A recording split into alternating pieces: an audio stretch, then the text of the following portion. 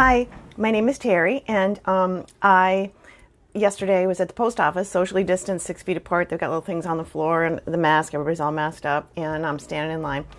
And I look behind me, and there's a girl, a young girl, 18 years old. Her skin still fits. She's adorable. She's standing there holding a fishing pole. This is what makes me concerned about the future of the world. Holding the fishing pole, and I thought, well, this is going to be interesting. So I get up, and I'm doing the thing, and she comes to the thing next to me, and she tries to hand this to the gentleman behind at the post office, and she said, I want to mail this to my brother. And he said, well, you have to package it. And she said, well, I have his address. And he goes, well, that's good. He said, but you need to put it in a box or a package or something. She goes, well, where do I do that? And he goes, well, people usually do that at home. You know, they box things up. And she looks at him, a little bit of disdain in her voice. She goes, I don't have a box like this. And he goes, well, if you want something boxed, he goes, you can go down the street. There's the shipping center down there, and they'll box it for you. He said, of course, you have to pay for it. She goes, well, how much is that? And he said, I don't know. That's kind of up to them. She goes, well, I don't have a lot of money. She goes, I have his address. And he goes, yeah, but you have to put it in a box. So and away she goes. And we all do that because now that we don't have our mouth, there's exaggerated eye rolls, that old people do, like, oh, and then we have to shake our head a little bit too now because we don't have the whole mouth thing going. So I get in the car and I'm sitting there with my very self-righteous attitude going, I was never that stupid.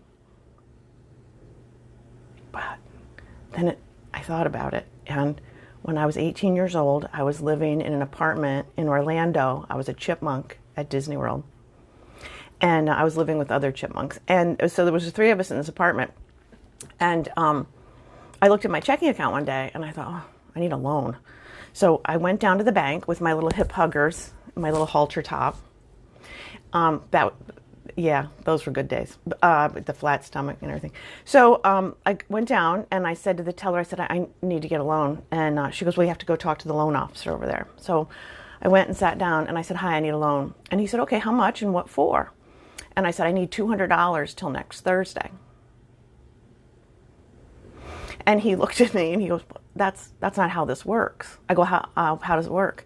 So it was like my fishing pole moment is what it was. So he said, no, he said, you can't. He goes, when a situation, and so he was explaining to me interest rates and, and all it's and collateral and all that kind of stuff. And he goes, what you want to do, he goes, this is a situation where you borrow from, friend or family. I go, well, yeah, I pretty much tapped everybody out, and that was not good.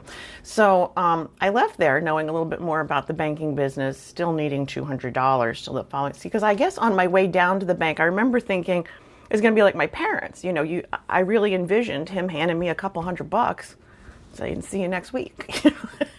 So it didn't work out like that. So I would like for you to vote right now on who was the stupider 18-year-old, fishing pole girl or I need a loan girl. You just can put in the thing down there who's stupid, So I think it's interesting. One of the most important lessons I've learned recently is that whenever I sit there with my smugness, I was never that stupid, or I would never, or I never did. I think about it and I go, maybe I did. So anyway, I hope fishing pole girl got the fishing pole to her brother because, she had the address. And I don't know what I did to make up the $200 I needed back in the day, but frankly, I still need $200. So if you'd like to start a GoFundMe campaign, that would be fine too.